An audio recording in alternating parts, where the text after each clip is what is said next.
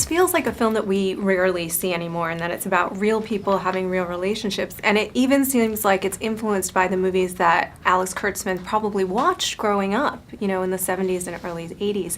Is that something that he discussed with you, or something that sort of appealed to you about the project and working with him as a director? Well, it appealed to me just because it was really well written, and I'm always looking for anything that's really well written, and that's rare.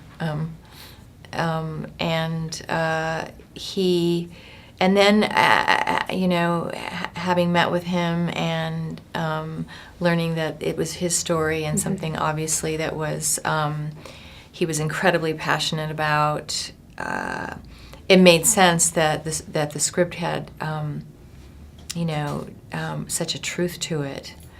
And I mean, I just loved what the movie says about family, and you know how families are made up, and in more times than not, they're not made up in sort of the traditional way. Yeah. And yet we still hold on to this notion that that's how it should be. I know. Well, one of the other things that I actually really liked about the movie is that so much of it is about what's buried and unsaid in relationships versus what's said. And I thought that translated really beautifully into your physicality. I mean, Lillian she seemed closed in on herself at certain moments. And I was wondering if that was a conscious choice that you made to kind of illustrate that. Well, you know, I think she's very, obviously we're meeting her at her lowest point. You know, she's just lost her husband.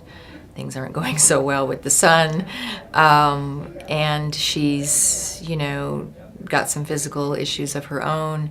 You know, and I think that, you know, she's just sort of retreating. And I think, I mean, you've sort of highlighted this, that this is about accepting our own imperfections and the imperfections of our family dynamics, which for some reason is really difficult for some of us to do sometimes. That was one of the main things that I took away from the film. What's kind of the central thing that you would like audiences to take away from people like us?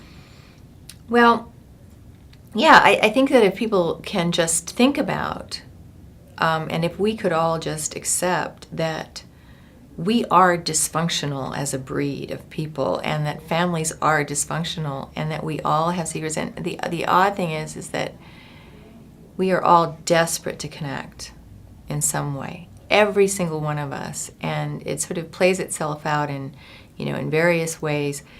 At the same time, we're terrified of that connection.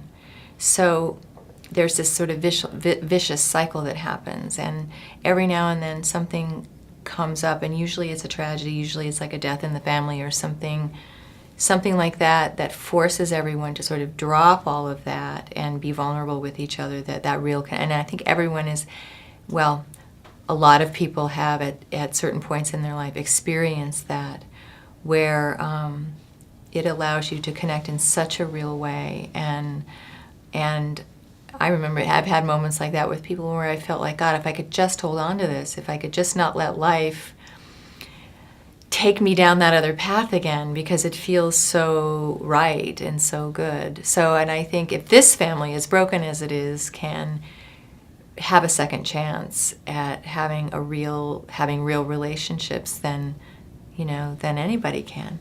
Thank you so much. We're really looking forward to seeing this on AMC screens. You're welcome. Thanks.